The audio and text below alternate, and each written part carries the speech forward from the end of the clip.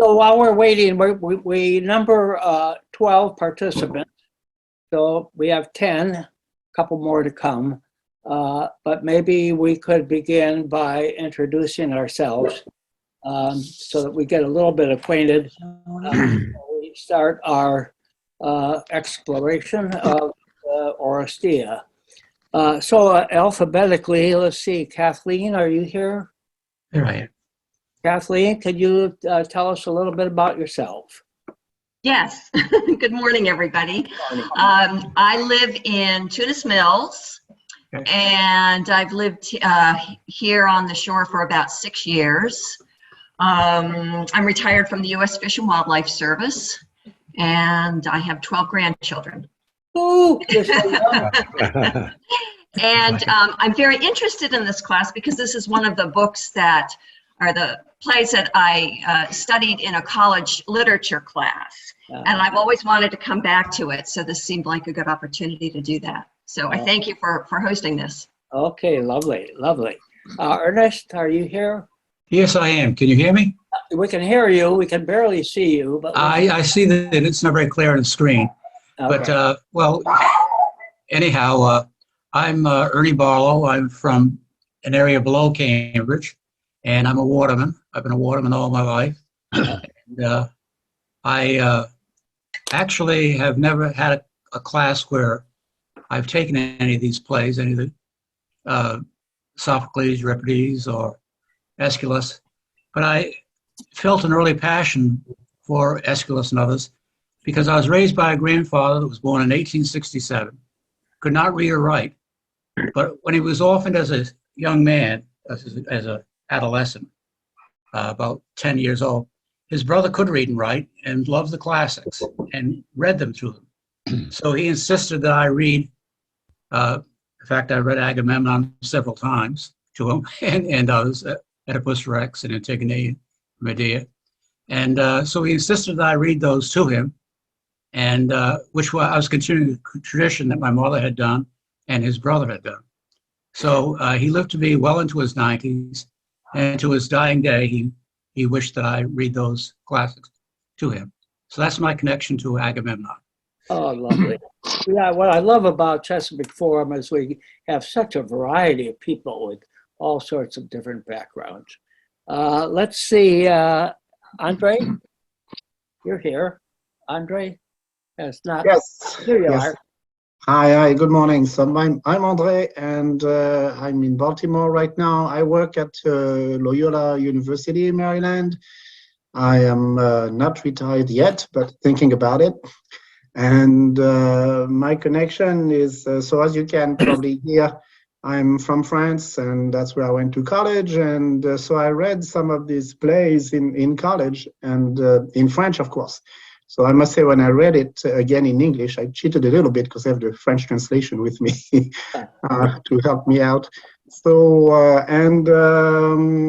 so I'm really happy to be in this class because it's also taking me back to my college years in a long time when I probably should have been paying a little more attention to what was going on in those texts. So I'm looking forward to reading them again with you. So thank you. Lovely, Andre. Mike Davis, my old buddy. Yes. I live in Easton Village along with Forest, and I met Forest at the mailbox. So he and I had something in common. I taught philosophy at Washington College. He went to graduate school at Johns Hopkins with one of my philosophy professors. So we bonded over that, and I've taken 3 classes from him, always enlightening and entertaining. And I took this class because I know nothing about Greek tragedy. I've never read the plays. I think a long time ago I read the Iliad, but I certainly don't remember it. So this was just, it seemed interesting to me, and I wanted to know something about these Greek tragedies.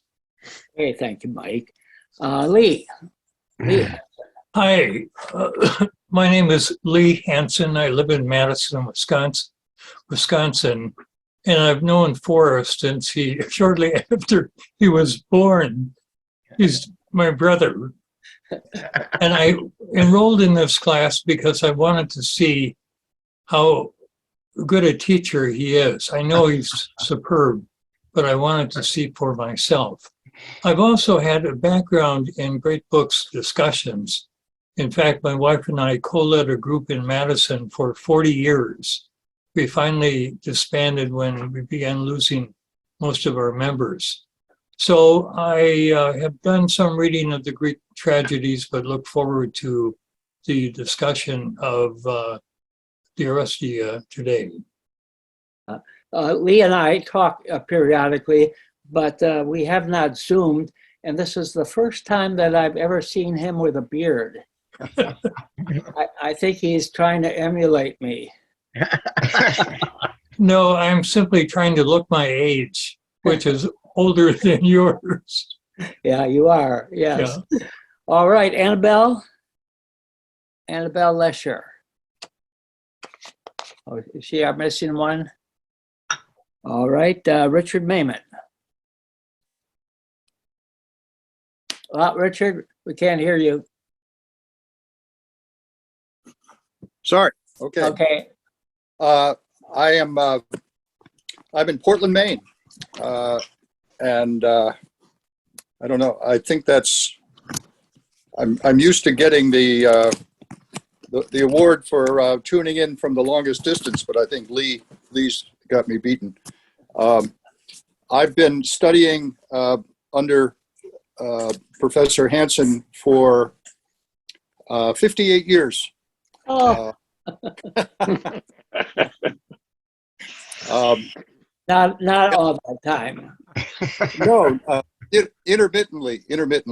Yeah. But yes, everything I know about Western civilization I learned from Forest Hansen in 1964 at Lake Forest College in Illinois.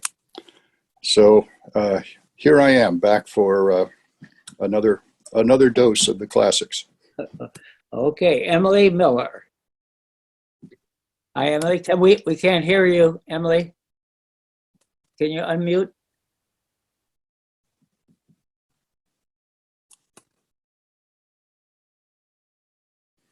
Can you hear me now? Yep, that's it. Good. Oh, okay.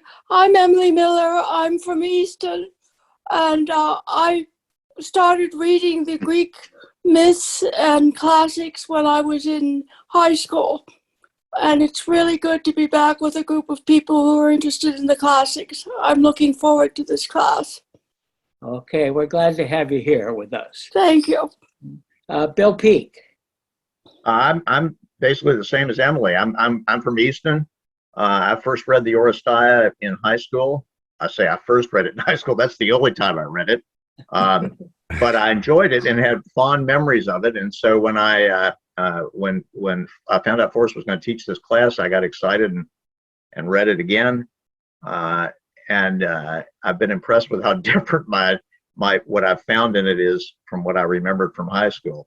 And I'm retired too. And my only other connection with the classics is before Paris, I dated Helen of Troy.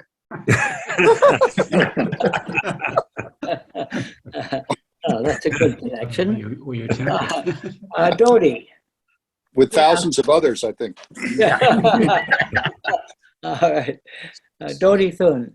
Yeah, I have very little background in the classics. I took Latin and I took some other courses on the Greek tragedies in school, but I'd just like to be here in a group like this, and I especially like listening to everyone and learning. So, and Forrest, Annabelle is here, so I see her and she tuned in. Oh yeah. Oh, thank you. Yeah. Okay. Can we come back to you, Annabelle? We are just introducing ourselves briefly so that we get a little acquainted here. Okay, yeah, I'm here. I'm Annabelle Lesher. I have a vague recollection of having read at least Agamemnon freshman year in college, and let me emphasize the vague part of it. If we read the other two, I don't recall. So I'm essentially starting from scratch. I finally got the book yesterday afternoon, and I have read it since. Okay, can you say a little more about yourself? I take a lot of Chesapeake Forum classes, have for years with its predecessor, and well, I'm a retired physical therapist. Nobody cares about that anymore. Okay. Are you kidding? We care about it more than ever. Yeah, we all see them. Okay, Lance Yaithman seems not to be here. I'm here. Oh, where are you? I don't know, but I'm sitting in my house. Oh, there I see you. Sorry about that. Yeah, go ahead, Lance. Okay, Forrest. I'm Lance Yaitman. I'm a semi-retired attorney. I live in St. Michael's, Maryland. This will be my second class with Forrest. I greatly enjoyed the first class, which was an assignment I was given in college that I did not devote enough attention to. This is another assignment I didn't devote enough attention to. So I'm hoping to resubmit some of these papers and maybe graduate with honors if I can get through this. Unfortunately, there are no grades, and this one, nothing to write, nothing to write, unless you want to volunteer or something. But we might not have time to share that. Charlie. Hi, can you hear me? Yep. Charlie Yonkers. I'm a very good friend of Forrest's. And of course, I've taken courses with him a lot in the last few years, joyfully. And I felt some brotherly obligation to attend this. Mostly out of that, I did not remember loving the Agamemnon plays, which I read in 10th grade and in freshman year. I didn't enjoy them then, and I hope to enjoy them more now. I have read it took me 3 weeks to get my copy of the book that Forrest asked us to get, which I greatly appreciate. And so I've read through it and so forth, and I'm enjoying it. I'm in Whitman, Maryland, which is quite remote from Troy or the Aegean Sea, although it probably looks a lot like it because I do see watermen's boats going by frequently that appear to be much like the vessels that they waited for. Anyway, I confess to a certain tension in the topic. There's enough trouble around these days so that I actually weighed whether or not to participate because I've got enough troubles going on around us. And I, after reading Agamemnon once again, the waters were perturbated in ways I didn't really want. But I'm my brotherly affection for Mr. Hansen there impels me to be present. Incidentally, my brother Lee ordered the book Sunday night, was it, or Saturday maybe, and received it yesterday. So Sunday noon. Yeah. Oh, okay. Yeah, it's speedy delivery. Yeah. You had the wrong source, Charlie. I haven't gotten my book yet. I ordered it. Okay. Well, I have 2 copies. I'll bring it right over, Dodie. So, Forrest, you made us feel guilty about using Amazon. yeah, I know it. It was a shame. Last ditch effort. Yeah. And Scott Kane has joined us just suddenly. Scott? Yeah, hi, Forrest. I also live in Easton, right around the corner from Forrest, and I've attended one of his classes. I think back to my freshman year at Swarthmore College when we were first introduced to the Greeks. And I guess, Forrest, I'm looking forward to a Harvard-type class to see how it compares a year or 2 after my initial freshman year.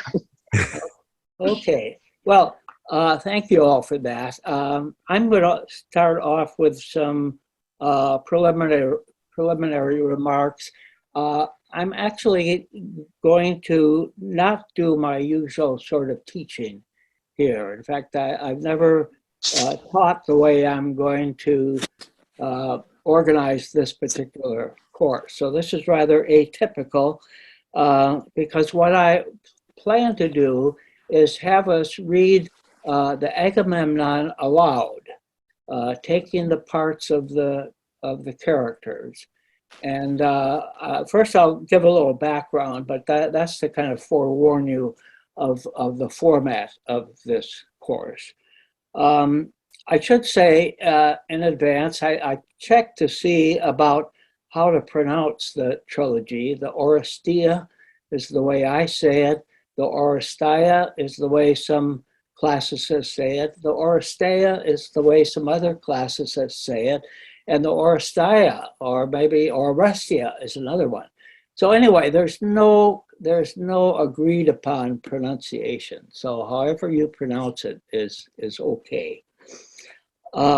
As I think you have gathered, but I will repeat briefly, the plays were held annually in the Dionysus Temple at the bottom of the Acropolis. And if you've been there, you've seen that.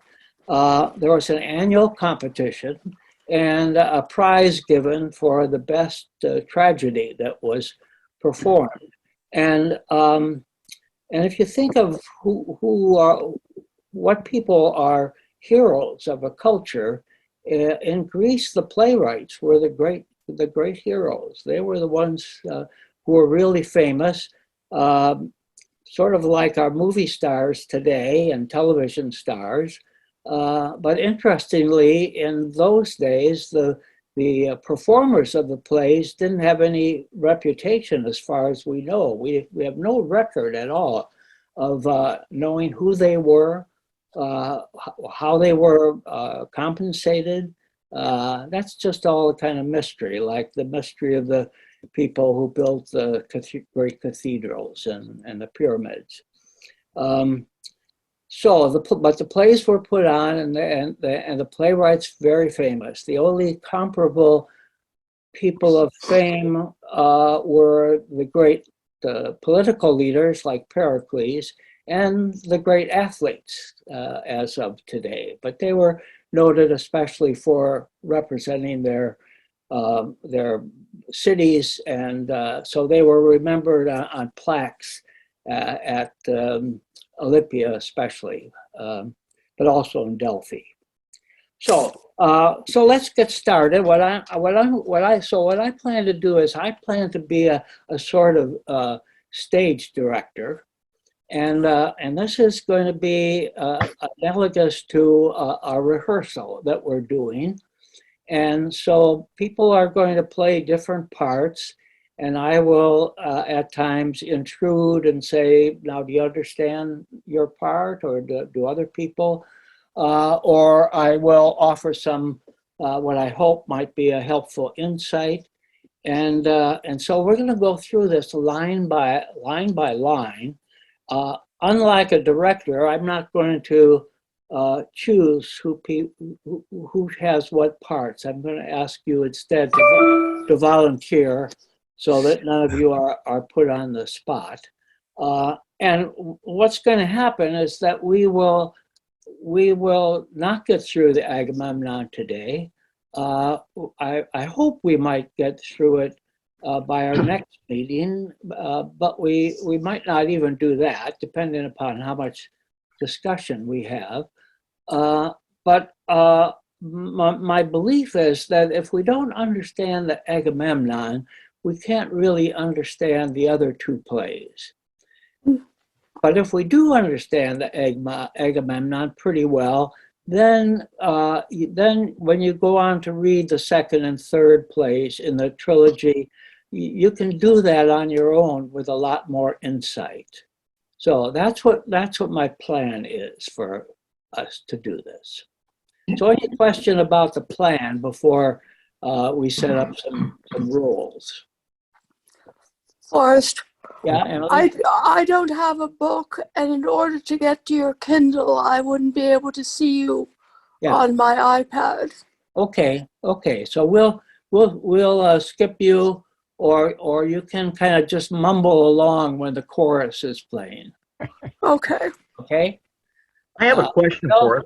Yeah, What? just one thing that interested me and may have something to do with casting here is do we know, did the female parts, Clytemnestra, Cassandra, for instance, were they played by female actors or? No, they were played by male. They were, okay. They were played by male, but all the actors had masks of Masks, some yeah. sort, so that the mask would denote whether they were male or female, and probably something about the character of the character. Sure. And one thing that scholars have not been able to determine is whether women even were allowed to see the plays. Oh, Nobody knows for sure. The likelihood is no, that they weren't allowed. And one of the amazing things as we read these plays, one of the amazing things to me, and I'm sure to you, is that we encounter powerful women like Clytemnestra, and in Athenian society, women were very much second-class citizens, as the women have been throughout so much of Western history. But here we have playwrights, not only Aeschylus, but Sophocles and Euripides also, who are very sympathetic toward women and portray them not always as highly moral creatures, but certainly as very sympathetic ones in some ways, at least. So, Bill, that's yeah. Thank you. Okay. Well, there are a couple of big roles. The biggest role really is the role of the leader of the chorus. So, who would be willing to take that big role? Some of you, don't be shy. Richard. Okay, Richard will be our leader of the chorus. And so another big role, of course, will be Clytemnestra. And could we have a woman playing that part? It doesn't have to be. No, I don't have the book. Yeah, okay, well, Annabelle, you will? Okay, you are muted right now. There, I just unmuted. Yeah, Okay, sorry. So you'll be our Clytemnestra. Okay. Okay, lovely. And Agamemnon, who would like to be Agamemnon? A thankless part, but an important one. I'll do Agamemnon since he seems to exit the scene quickly. Okay, Charlie. Off stage. Cassandra, we have another female part, but we'll have to have a male play that. I'll do Cassandra. Okay, Bill will be Cassandra. The Herald has a very brief role at the beginning. I'll try that. Okay, that's Lee. Lee is the Herald. And another brief role is Aegisthus, another unsavory character. Oh, come on. It's just a brief role. A nasty person. Mike, would you do that? Oh, sure. Okay. You realize in elementary school, I was terrified of reading out loud. Okay, you'll get over that here. And so we have our cast. Okay. No, Watchman. Watchman, right? Oh, the Watchman. Excuse me. Yeah, the Watchman. Who was reminding us of that? Was that you, Lance? That was me, Bill. Oh, okay. Lance, will you do the Watchman? I will do the Watchman, but bear in mind I'm reading from a different translation than that which you assigned. Okay. Well, let's see. How about Scott? Do you have this translation yet? Scott? No, I thought I had my Swarthmore copy that I could lay my hands on, but I'm awaiting the good services of Amazon at the moment. Okay, Andre? I don't mind doing the Watchman if you don't Okay. mind the accent in the middle. That's all right. Okay, that's pretty, that's another pretty short one relatively. So Andre the Watchman. Okay, well, let's begin. Just a clarification. The chorus leader, there's also the chorus itself, but Yes. are you saying the chorus leader does all that?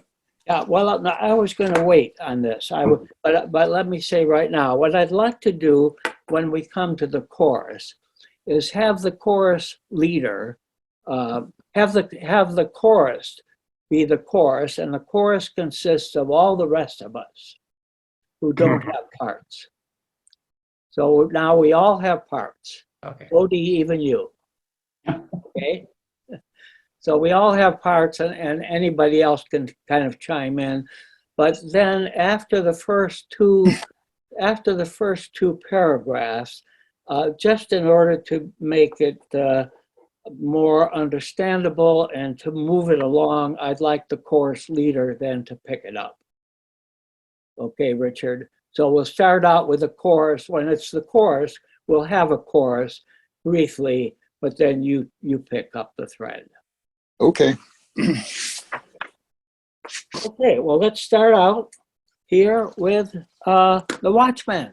Forrest, can I interrupt for 1 second? Yes, yes. What about comments? In other words, like when I read this, I scribbled all over this book of comments. Do in this process, where do we all get to discuss our observations? Anytime. Anytime, okay. Anytime. So the rest of my plan is for in the third session to raise some of the big questions. Not to go on to discuss the second and third, except to see if there are questions, but to talk about, in the third session, talk about what is the role, what you think the role of fate is. How much do people have free choice over their decisions? How much of their blaming things on the gods is a flimsy excuse, or how much do you think they really believe it? So those will be big questions that we'll do at the end. Okay. But along the way, anytime that you'd like to raise a question or make a comment, and I'm going to have some times to do that too, just either butt in or raise your hand, and we'll go for that. Yeah, that's more. Yeah, Lance? Yeah, may I ask a general question at the beginning that I'd like to get some clarification of? Okay. And that is with respect to what we call Greek mythology. Was Greek mythology the religion of Aeschylus at the point in time that he wrote these tragedies? Yeah, it's a good question. I'd like to just hold off on that one. Okay. Okay. Forrest. Yeah.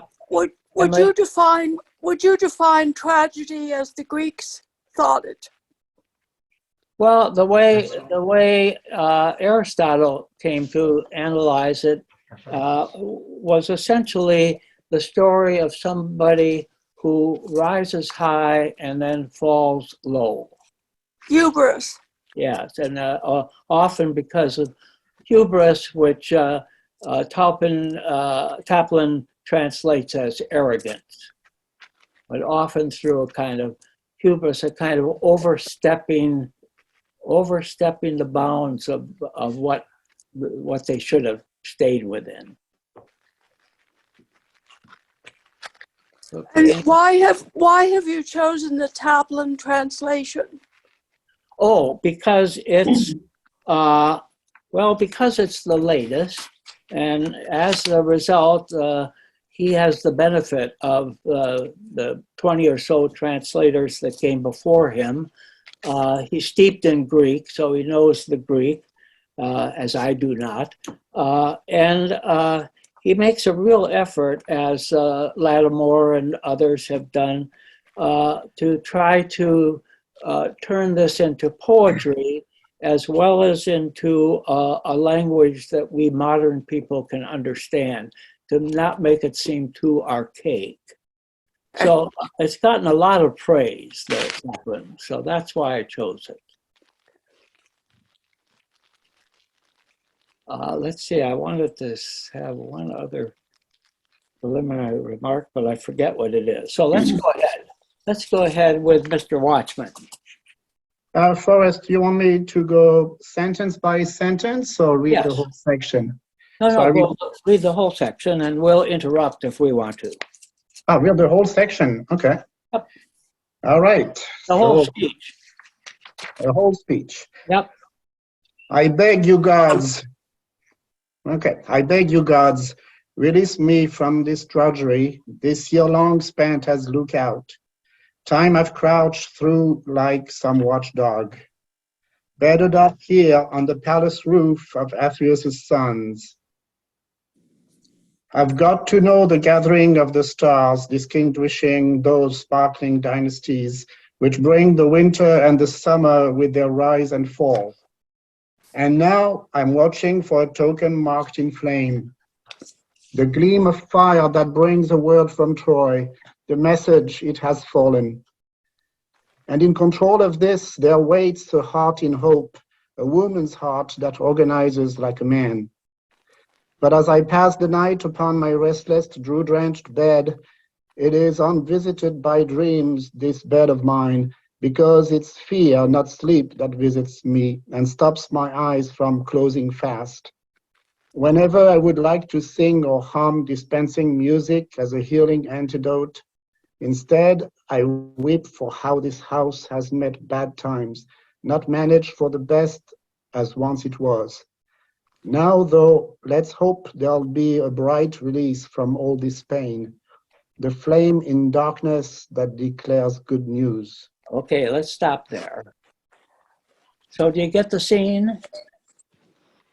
Now, if I may, I have something to contribute about this opening scene, and I'm really happy I got to read it. Yes. Because I went to a place in Greece called, I don't know how you say it in English, Mycenae, which is a fortress on a hill in the valley of Argos, and it's believed to be the palace of Agamemnon. Yeah. And I stood in that fortress and I watched that plane. And when I read this, I can see exactly, what this watchman is watching, overlooking at the bay in the distance and the hills, and looking for the fires. And it's a spectacular place to visit. Yeah. And I liked it so much that I made a little painting of it. I painted it, which is somewhere in our living room. So it's a spectacular place and it's very visual opening. And if you can go there to Greece and visit Mycenae, you'll see exactly what this looks like. And it's a wonderful place. Although it's peculiar that sometimes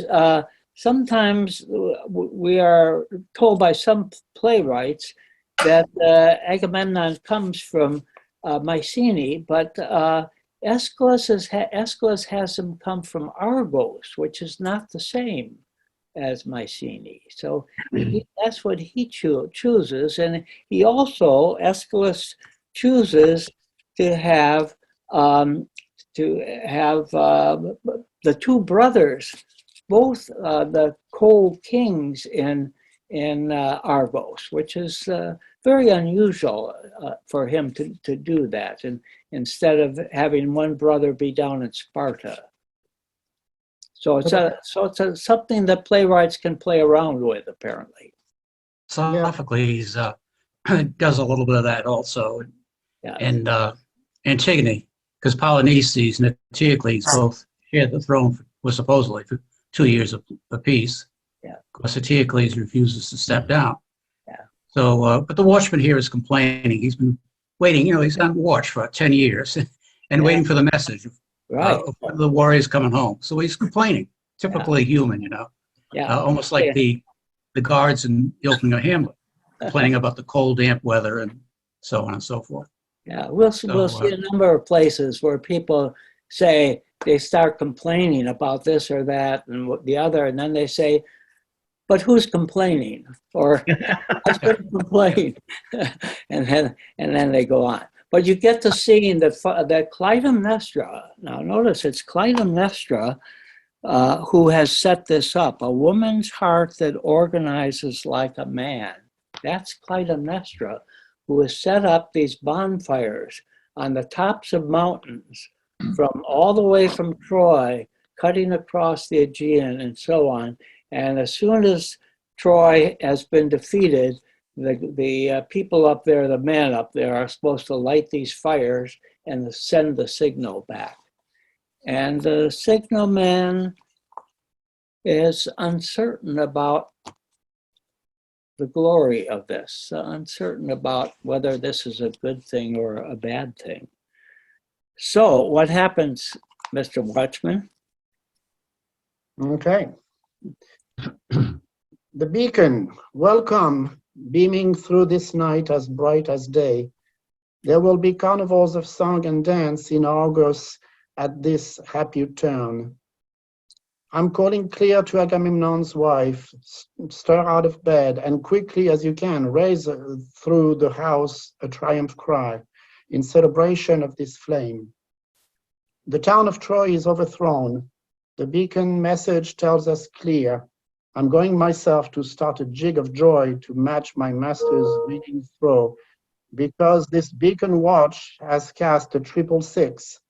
At least I hope to greet the ruler of this house and clasp his much-loved hand in this of mine. As for the rest, I'm keeping quiet. A hulking ox is standing on my tongue. The house itself, if I could find a voice, would speak out all too clear. I'm saying this to those who know my drift. For those who don't, it's slipped my mind. And what is he referring to? House of Atreus. Well, The curse of the House of Atreus. yes, Greeks, except of course, believe that. I think it's probably even closer to that. For the rest, I'm keeping quiet. A hulking ox is standing on my tongue. Although later on, there are others who know about the whole House of Atreus story. I think that he probably is talking about Aegisthus. Aegisthus is sleeping in Agamemnon's bed. Fair.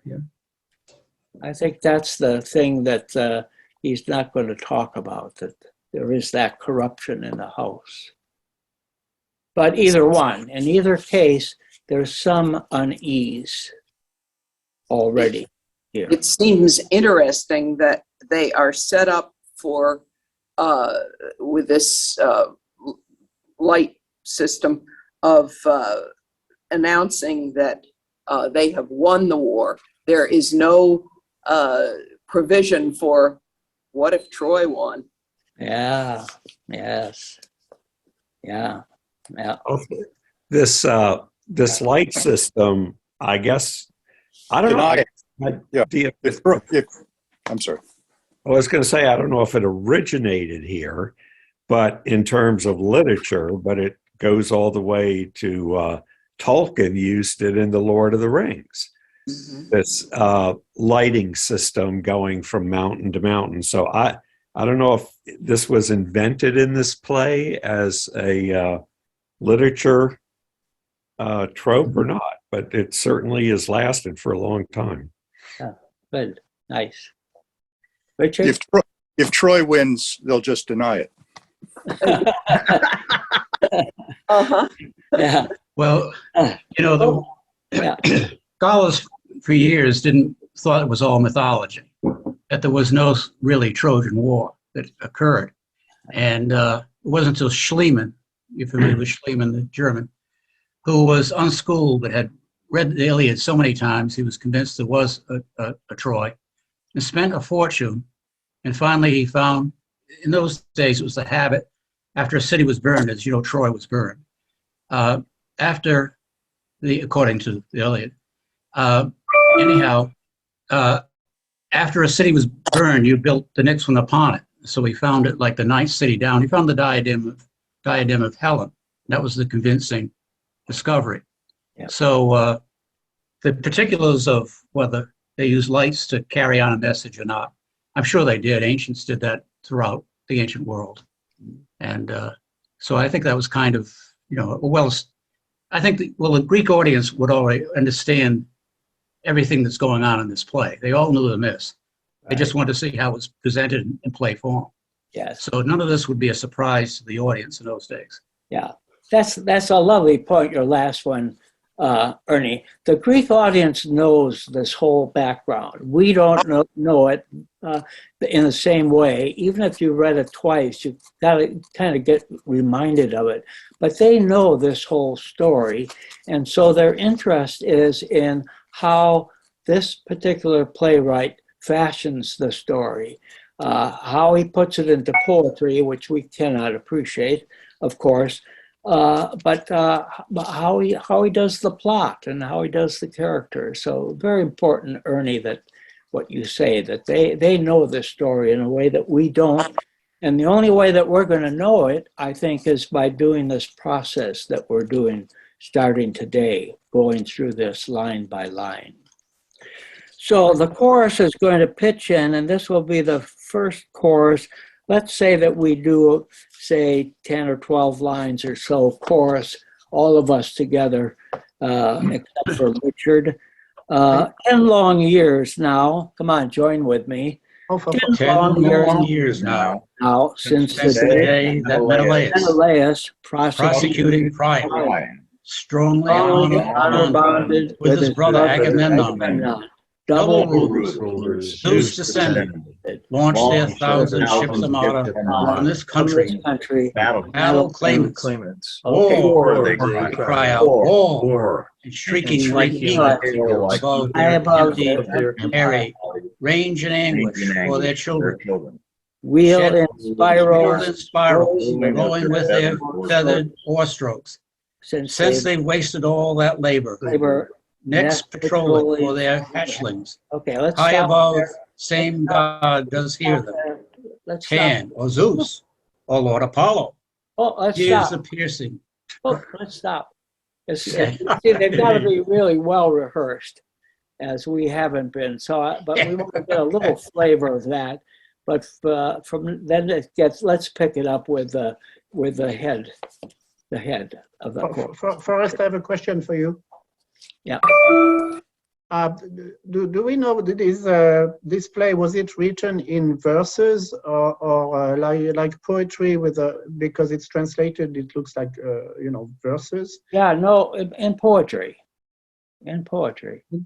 So they had rhymes or specific rhythm. And No. They did. Well, I don't know the specifics. It isn't like. It isn't like iambic pentameter rhymed iambic pentameter. It's more like iambic pentameter unrhymed. That is, there are rhythms to it. I don't know how much rhyming there was. French, I gather, finds it very easy to rhyme, much more so than English. But I don't think that rhyming played much of a part in the Greek. But I don't know. It was considered poetry. Okay, head. Leader. High above, some god does hear them. Pan or Zeus or Lord Apollo hears the piercing, keening bird cry, sends against the trespassers a late avenging Irenaeus. In this spirit, Zeus, who guards the rights of host and guest, dispatches Atreus' sons against the prince Paris. All about a much-manned woman, he imposes grueling struggles, knees in dust and splintered lances pressed on both the Greeks and Trojans. That is where these things are poised now, heading for the end that's destined. No amount of sacrificing can placate relentless anger. As for us, back then, we had no strength to offer with our wasted muscles, so we stayed behind here, propped up on these wooden crutches. There's no camp for war within us, and the very old, with leafage dry, already withered, drift on triple-footed journeys, shadows, merely dreams by daylight. So that's some of us oldsters. We're at home. We're part of this chorus because we're no longer fit. So we wish That's that right. we were, but that's not the case anymore. Triple-footed journeys, Yeah, triple-footed. Yeah, that's great. Yeah. or maybe quadri-footed. Yeah. For me, I recently was on a trip to Jordan and Egypt, and I used 2 canes. So I was quadruple-footed. Okay, more. What's the news? What's the news, Queen Clytemnestra? What's the message that has led you to proclaim these sacrifices? All the altars aflame with offerings to the gods who help the city, those of sky, earth, meeting places, everywhere the flames are leaping, conjured by the purest resin, ointments from the royal storehouse. Tell us as much as you are able and is proper. Do your best to cure this anxious fear that plagues us. Sometimes it recurs malignant, while at others soothing hope comes from your sacrifices, fending off the heart-devouring anguish. Since this God-given gift has stayed with me strong through my whole life, the power of persuasive song, I can command the art to evoke in words the omen that sent off our departing lords. Now that sounds a bit like Aeschylus talking about himself, doesn't it? He has this great ability. Right. That's a kind of gift that came to him to be able to write this sort of thing. So I shall tell of those birds of prey that faced the double chiefs of our Greek youth on their quest to take their vengeful spears to Troy's distant shore, kings of birds to match our kings of the ore. One eagle's tail was black and the other's white. They flew along the camp's spear hand to the right and made their perch where all could observe them clear. They tore their talons prey, body of a hare whose womb was crammed with its embryo young, stopped short while racing on its life's final run. Cry out with grief, I say, yet hope what's best will win the day. Okay, let me interrupt this for a moment to suggest how poetic this is. Aeschylus uses again and again metaphors to describe things. So here he uses the metaphor of these 2 different eagles, one white and one black. Which is which? Who do they represent? Well, Menelaus Zeus. and Agamemnon. Yeah. Agamemnon and Menelaus. It's Yeah. hard to tell at this point who's black and who's white, but one of them has one and one the other. Also, one other thing that's kind of neat in there is that he refers to them as our kings of the ore, because the Greek city-states were so powerful because of the triremes that they. Yes. Yeah. So even way back then, this is way back before the war with the Persians, they are cited as great oarsmen. Exactly. Yeah. Okay. The prophet Calchas saw those who rent the hair reflected Atreus' sons, the contrasting pair. He spoke this prophecy. Once proper times passed by, this invading force is bound to conquer Troy. The city sacked and its human animals massacred in flocks within their own walls. My only fear is that some god will take offense and stain the curb of Troy, tarnished in advance. For Artemis is stirred by compassion's pangs, resents her father's cruel terriers with wings, who sacrifice the hare's stillborn leverets. It is this eagle's feast Artemis detests. What are leverets? Baby rabbits. Baby rabbits. Mhm. Yeah. Baby rabbits. And who have been the baby leverets here in this story? I didn't hear that. Iphigenia? That's the kind of question I hate teachers to ask. I hate it. I beg your pardon. It's like, I have the answer. You guess what I'm thinking. I'm sorry. I apologize.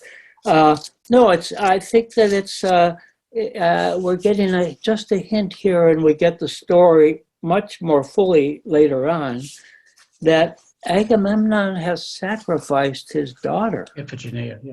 Yeah. He has Yeah. sacrificed his daughter. That's Iphigenia. Iphigenia. We're gonna see it spelled out much more fully, of course. Iphigenia. Yeah. Cry out with grief, I say, yet hope what's best will win the day. Artemis is so gentle, favoring newborn nurslings, fond of the suckling kittens of every ranging creature. So she demands atonement, balance for this defilement. Partly propitious I see, partly malign, this portent. I am disturbed in case she should generate relentless counter winds, ship detaining, stopping the Greeks from sailing. Don't, goddess, stir that other sacrifice with no music, no celebratory feasting, that architect, inbred worker of quarrels who fears no husband. For waiting behind is lurking a frightening reawakening, devious, house caretaker, long-memoried, child-avenging fury. This is what Calchas prophesied from the bird signs, mixed with good for the royal household as they departed. Sing this refrain in chorus. Cry out with grief, I say, yet hope what's best will win the day. Okay. Any questions or comments about? You know, the reference to the Greeks couldn't leave to go to Troy because of the winds not being favorable. In those days, the ships were not as they are today, rigged fore to aft. They could only go, they could not, tack. They couldn't go as they do today. So just like Odysseus was trapped, he couldn't go to his next destination for the same reason, because he didn't have fair winds. Right. So that's the reason that Agamemnon sacrifices Iphigenia to Artemis. And of course, it has to be paid for. Good information. Good information from the waterman. If you have only one sail, it all depends upon the wind. Yeah. If you have two sails, you can kind of steer. You can tack back and forth. But with one sail, you can't. And so you either wait for the wind, or else you row. But to row all the way to Troy would be a big row. So you've got to start with some wind to help you out. Richard? But what struck me, Forrest, was the quintessential dysfunction of poor Atreus' family. I mean, it had no bounds. Just this dysfunction. As I kept reading back generation to generation, it was quite amazing. So I'd always felt my family was a tad dysfunctional, but nothing like that. No. And it gets worse and worse, doesn't it? Yeah. The sins of the fathers. Yeah. So today we call it domestic violence. Yeah. Generations of it. Yeah. Can we just clarify now? The sacrifice of Iphigenia was to appease Artemis, at least in the mind of Agamemnon. No, not to appease Artemis. No, Artemis. Artemis is offended by that. It's to appease Zeus. Zeus. Okay. All right. So, and in appeasing Zeus, Artemis is offended. Yeah, that's right. All right. Yeah. Okay. That's right. Zeus, whoever he may be, but Zeus, if he's contented with that name, remains the title I shall use. There is no other key or claim, none to compare. If I should try to balance all the world by weight, except for Zeus, no, not if I still hope to cast my mind's disquiet away in all reality. Zeus, who set us humans on the road to finding wisdom on our own, and fixed this precept for our good, the truth that learning comes through pain. Through hearing its persistent drip, the agony of pain recalled molds our thoughts in place of sleep and brings sound mind, although not willed, this favor from the god's high throne is kind, but forcibly laid down. So was it for the elder king, commander of the great Greek fleet, not blaming seers for anything, but breathing as the winds inflate when all the host was stuck aground, because the ships could not sail, and all the soldiers were worn down, their stomachs filled with hunger's pain, pinned where the surging currents roar, encamped and on Ulysses' sandy shore. And you The can, wind, if you've looked on the map, you can see where all this is. It's in the little strait in between the island of Evia or Euboea, Evia, and so they're waiting there, and it's a area that the Taplin notes is noted for its cross currents, and so you've got to be very careful tied up there before you get the right wind that's going to take you across the Aegean. the winds, unrelenting from the northeast, sent them idleness and hunger, insecure at anchor, constant people chafing, rotting ship and cable, stretching out the days, redoubled, scouring the Greek bloom to stubble. Then a grimmer course was offered to the leaders by the prophet, medicine for the bitter tempest. This solution, naming Artemis as plaintiff, made the sons of Atreus beat earth with their scepters, and there was no keeping bitter tears from dropping. That's what confused me. What's Artemis doing in there? Well, they've got a...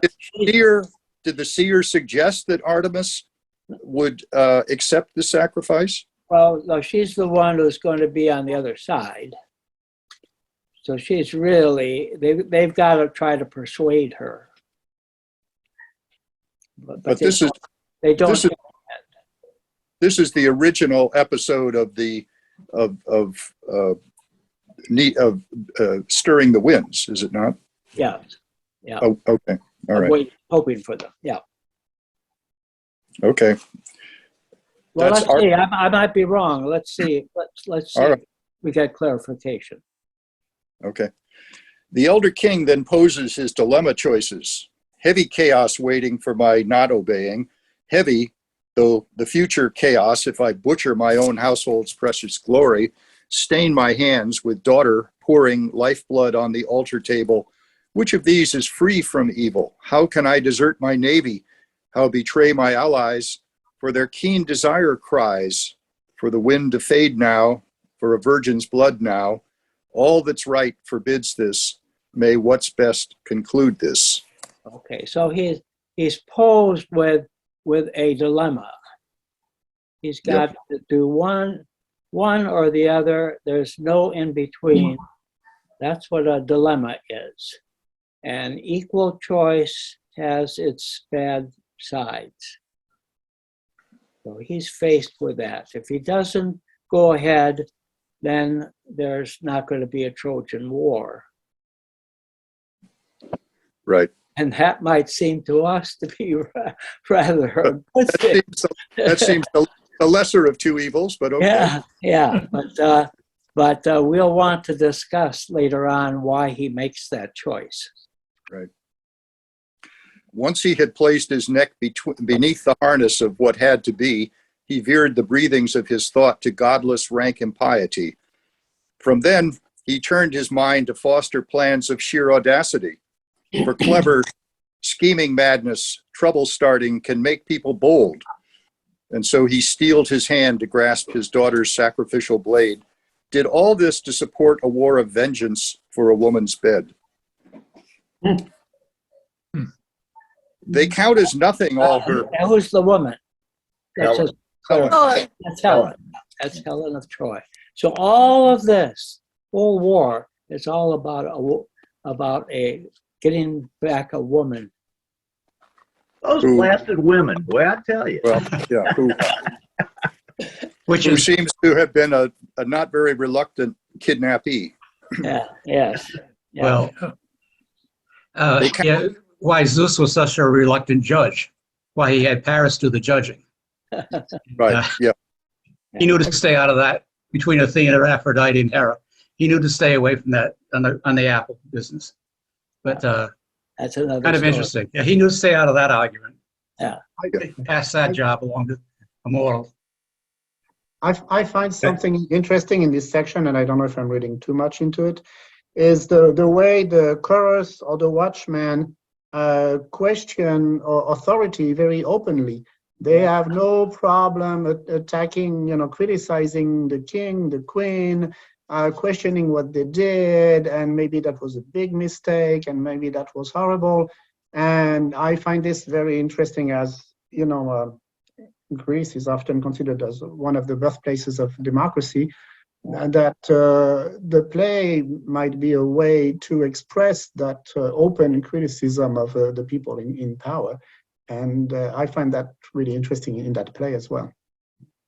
Yeah, and that continues all the way through because they're doing the same thing at the end after the murder, after Agamemnon's murder. Well, I'd like to intrude, though, just a bit. When the chorus finally, though, is face to face with Clytemnestra, they become very wishy-washy. Yeah. They, in fact, we'll get to that passage if we get to it, where 8 or 9 members of the chorus speak Aeschylus has them speaking individually, and they're saying, "Oh, maybe we should do this. Maybe we should do that." Yeah, I know that's great. They're all over the map then. Yeah. Traditionally, the Greek chorus is always very weak. They're elders. Yeah. For example, in other plays like by Sophocles, the elders of Thebes will say, assign that job to someone else. Please don't look at us. We're too old. We're too close to death. And but they're very strong when nobody's around. See, well, don't they take on here, Andre? So Yeah, they that's can right. speak their true minds now. That's very safe. Don't they end up taking on Agathos though, and challenging him very directly when he becomes king? Yep. Okay. Well, Yep. so Right at the end, yeah. Yeah, he challenges them as well, though. I thought, he threatens them; they challenge him. Yeah. yes, I thought They have nothing to threaten him with, but I thought one They've got thing. their sticks. They've got their sticks. Crutches. and they have Cathurni, these high shoes, so they're very imposing figures on the stage. The choruses, and later on they'll do a strophe and ask a question, and then it's sister free and give possible answers. But so they are imposing as a group, but they are exactly what they're strong when no one's around. That's excellent. I like that. Okay, Mike. Yeah, he mentions vengeance here, the vengeance for a woman's bed. Yeah. And I don't recall anywhere in this play where vengeance is not also equated with justice. Because later it was the scales of justice, and vengeance is justice in this play, is it not? Or is there some passage I missed? Yeah. No. Let's hold off on that one too, Mike, and come back to it. Okay. Okay. I make a okay. note. So we're back to the sacrifice here. They count as nothing all her father cries, her pleas, her virgin years, those battle-loving lords. The father tells his men to pray and then to raise her high above the altar like a goat kid for the sacrifice, with all their will to hold her and her trailing robes in readiness, neck facing down. They tie a fetter round her lovely cheeks and face, a gag to hold her tongue from words, to put her house beneath a curse.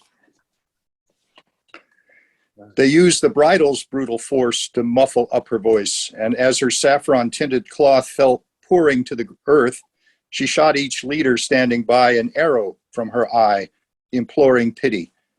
Beauty standing out as in a work of art, she longed to call out all their names, since there were many times she'd sung the maiden paean hymn within her father's house, to chime with their third good luck toast and grace her father's feast.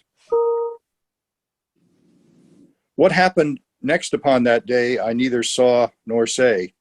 The things that Calchas's skill foretold did not go unfulfilled. The scales of justice weigh out gain to those who've learned from pain. But as for what the future bears, you'll hear as it occurs. Let be, it will emerge as bright as when the dawn brings light. Let's hope the rest at any rate will turn out fortunate, as we would wish the old and loyal this land's defensive wall. Just a really brutal scene, isn't it, that he gives us of what happens to Iphigenia. It's not Iphigenia, it doesn't matter how you pronounce your name. Iphigenia. Right. Anyway, it's not a mere mention. It's a description of this awful treatment of this young teenager. She thinks she's going to a wedding. The saffron Yeah. dress is a wedding dress. Yes. Yeah. She's supposedly sent up. That was we learned later on. She was sent up by Clytemnestra, Agamemnon, saying, "I've arranged for her to have a husband." And Achilles. Yeah. So then she's going to be married, and here she's getting all ready for it. And Agamemnon has lied to Clytemnestra about this, and awful scene. Oh, okay. Well, we're on to scene 2. We're still with the chorus leader. Okay. Richard, you're doing a good job. Yes. Oh, yeah. Excellent. Anybody wants to take over? Lee, did you want to say something? First, I have one question. Oh, yeah. It seems to me this introduction also introduces 2 levels of decision making. There's the level of the humans, and there's the level of the gods. Yeah. And sometimes humans decide, and sometimes the gods decide, because they're fighting among one another as well. And it seems like sometimes the gods are used as an excuse for the humans to do whatever they want. Yeah. So it's kind of a theme throughout the play that who's really the cause of all this? Is it the humans, or is it the gods, or is it something else? What causes all this pain? You know? Let's wrestle with that at our 3rd meeting. Okay. Okay, Clytemnestra, are you ready to come upon the scene soon? I think we can do that. Okay, Richard, you're going to bring her on? I'm here in homage to your power, Queen Clytemnestra, since it's right to show respect toward the consort of a ruler. The throne's been emptied of the male. I would be glad to know from you if you are sacrificing in the knowledge of some firm good news, or in the hope of hearing something welcome. But I'll not object if you stay quiet. Silent. May dawn deliver her good news that's born from kindly Mother Night. Here is intelligence more joyful far than could be hoped for. Yes, the Greeks have taken Priam's city. What do you mean? I can't quite catch your words as real. Troy's fallen to the Greeks. Do I make that clear? I am so overwhelmed with joy, I can't restrain my tears. Your eyes profess your royal thoughts. But what are you relying on? Have you clear proof? Of course I have, unless a god has played a trick on me. Is it the tempting vision of a dream that you put faith in? I'd not accept the mirage of a drowsing mind. Then has some fluttering rumor lifted you? You are insulting my intelligence as though I were some girl. How long ago then was the city taken? I told you, in the kindly night that gave birth to this day. Tell me what messenger could travel here so fast? Hephaestus? I don't know. Hephaestus. Hephaestus, okay. It was he who sent the bright gleam blazing on its way from Troy's Mount Ida, and then beacon after beacon passed along a chain of couriers to here. The hills of Ida sent it to Hermaion crag on Lemnos. From that island, Next, the towering promontory of Athos took in hand the mighty torch. Then, flaring bright to leap across the sea's rough back, the flame light reached Peparthos, where piles of rosin pine passed on. The golden sun-like messenger to make its landfall on the outlook peak of Makastos. That stage was not delayed by carelessness or sleep, but flashed the beacon signal far across the Straits of Aulis to the watchmen on Messapian. They kept the sequence going by lighting heaps of dried out brushwood. Excuse me. So the torch, undimmed, jumped right across the plain of Asopus to rouse the next link of the chain high on Citharon's crags. The watch there kindled even more and sent the beacon swooping over Gorgon Lake to Mount Geronian. The men there waiting, keen to follow, sent the beard of flame across the headland overlooking the Saronic Gulf, and then it swooped and safe arrived on Arachneon's height, our neighboring outlook point. So finally it leapt upon this rooftop of the sons of Atreus, this light, direct descendant from the fire of Troy. This is the way I organized my relay race of beacons, carried to its end by handing on from one stage to the next. Such is the quality of proof I tell you of, transmitted from my man at Troy to me. Isn't that impressive work? Yeah. She organized this whole thing. And here the chorus leader is questioning her mental abilities, and wow, what she has set up is fantastic. Yeah, and she remembers it so well. Yeah. She makes such a great speech about it. I mean, clearly, the woman knows what she's talking about. All right. I shall pray later to the gods, my lady, but first, in my astonishment, I'd dearly like to hear again these things that you have spoken of. The Greeks are occupying Troy this very day, and I imagine there's discordant shouting in the town. Put oil and vinegar together in a jar. They stay apart, irreconcilable, you'd say. Just so the sounds you hear from conquerors and conquered, fates so different. One side falls down and clutches at the bodies of dead husbands, brothers, parents, as they mourn their dearest dead from throats enslaved. Meanwhile, the others, after roaming through the night, all weary from the battle, turn to feeding, hungry for whatever they can find, not orderly, but grasping at what chance may grant. They occupied Trojan buildings, and relieved from camping in the open with the dew and frost, they sleep like happy men all through the kindly night. No need of guards, provided that they show due reverence to the gods who hold that conquered land and to their shrines. The captors should not then become the captured in their turn.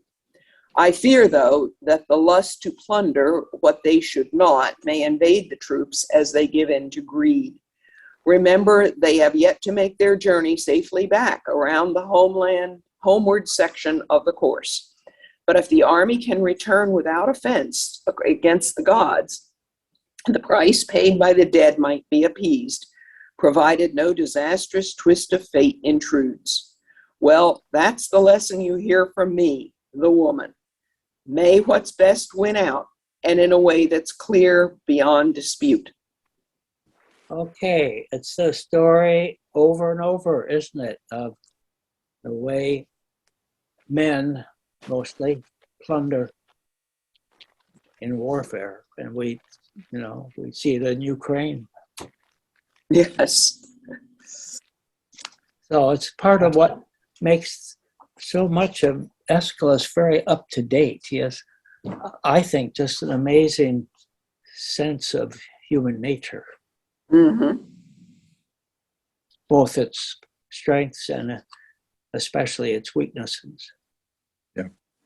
Yeah, he presents both sides of war. I mean, he presents the bloodiness of it and how it may offend the gods. And then he also presents it as the glory, and with Agamemnon coming home as the victor in celebration. So he sees both sides of it.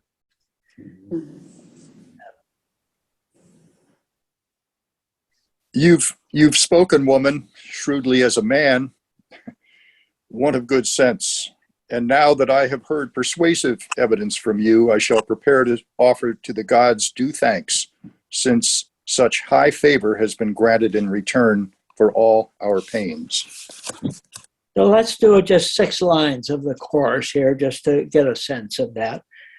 Mighty Zeus, join with me.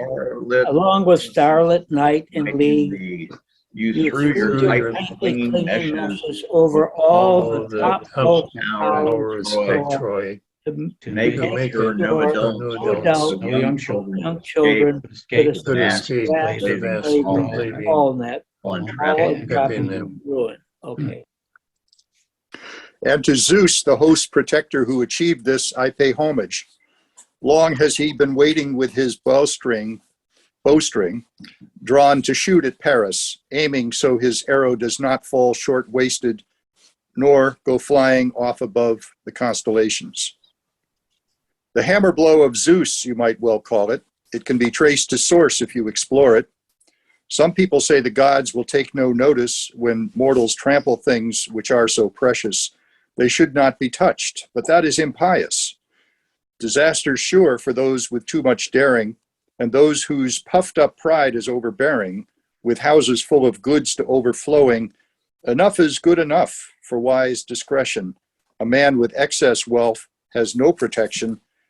Not once he's idly kicked the altar base of mighty justice into darkest space. His downfall is enforced by hard persuasion. No remedy can cure his infestation, which glows with ghastly light that can't be hidden, like counterfeited bronze, with scuffs, and hitting, he tarnishes to black. Once brought to justice indelibly, he smears his city's fortunes.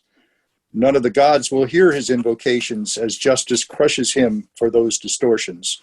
One such corrupting man was Trojan Paris, who in the palace of the sons of Atreus breached hospitality and decent life by stealing and corrupting his host's wife. So Helen went and left behind military ranging, recruiting of battalions, troops to man the navy. She brought to Troy catastrophe as her marriage dowry. Tripped lightly in there through the gates, reckless in her daring, the seer back in the palace sighed, sensing the disaster. Alas, the house for what's to come, alas, the house and master, the empty bed, her trail of lust, sitting silent, broken, he'll waste with pining, long for her, far across the ocean. And it will seem the house is ruled by a fading phantom. Her husband takes no pleasure in lovely shapes of statues because without her living eyes, Aphrodite's absent. The visions that appear in his melancholy dreaming, though vivid, bring no true relief, only futile seeming. For if what seems a rare delight slips out from embraces, it never will rejoin the joys that winged sleep releases. Distress like this pervades the house, yet the grief spreads wider. For every man who went from Greece, ready for the fighting, conspicuous in each one's house, there's a woman sighing. This is a thing that touches all with heart-piercing passion, since each of those that they sent off was a living person. Contrast the shape that comes back home, entering their houses, voiceless and cold, a hollow urn filled with crumbling ashes. Ares makes exchange for gold, holding up his weighing scales on the bloody battlefield, trading bodies for his sails. He refines men through his fires into gold dust by the ton, sent back home from Trojan pyres, bringing loved ones heavy pain. Ares trades men into jars, ashes for lament and praise. He, they say, knew battle skill. This one sacrificed his life bravely in the field. He fell, died for someone else's wife. This they growl through gritted teeth and suppress resentment burns, aggravating spread of grief, finding fault with Atreus' sons. Far away from here, their men, bodies that were beautiful, win a burial in the earth under hard-won Trojan soil. Okay, let's stop there for a moment. Richard, I love the way you read. You're capturing some of the poetry that Taplin tries to carry over from the original. Very nice sense of that. It's fun to read. It is poetry. Yeah. So this is what is going on the home front. It's not just what happens on the battlefield, but here on the home front, what do people get? They get the ashes in urns that are sent back from battle. The ones who are buried on the actual battlefield over in France and Germany, where the graves are marked for many Americans and Canadians and British and all sorts of other people. Instead, if they're lucky, they get back just the remains. And what sort of luck is that? Not much. Of course, it also gives mention to the fact of the background to all this, that Zeus himself was the god of hospitality. So Paris has offended him. And Aphrodite, because she was chosen by Paris as the most beautiful, has sent down Cupid. When Paris stops by and he's traveling through Greece, he stops at the house of Menelaus. And of course, Menelaus has to take him in because of the god of hospitality. He has to offer him lodging. And Menelaus goes to bed. And while Paris romances his Helen, Cupid comes down and spreads some love dust around.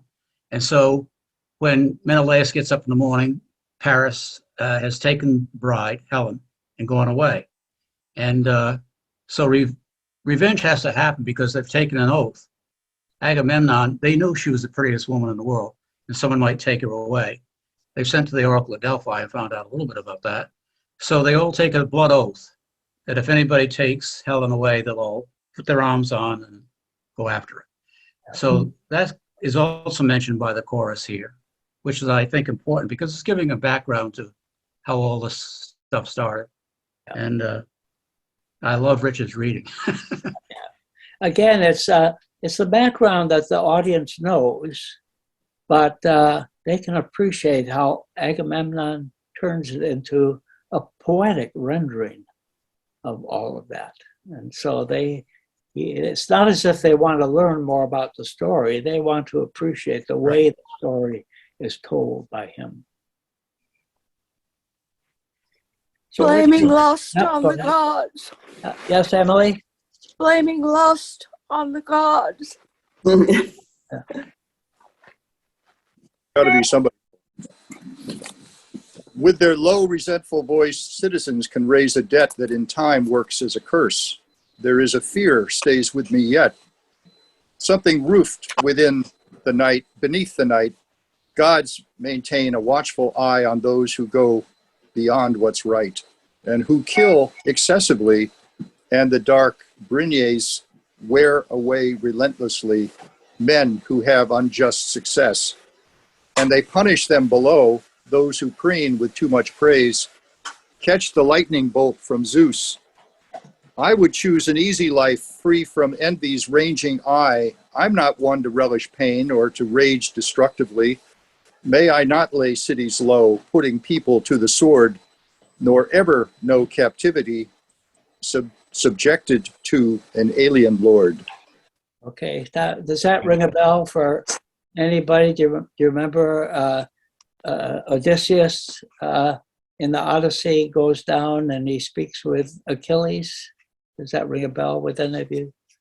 Anyway, Achilles says, I would rather be a lowly cowherd or something like that than be a great hero, military hero. Why not just live a very simple life? And this is echoed here by the chorus leader. Prompted by, sorry. I have a historical question here, because I don't know. But I mean, later, going back to the medieval ages and the Crusades and all these great things that we did, generally, when an army took a town, they murdered everybody, children, women. They just slaughtered, especially in the Crusades. They were famous for that.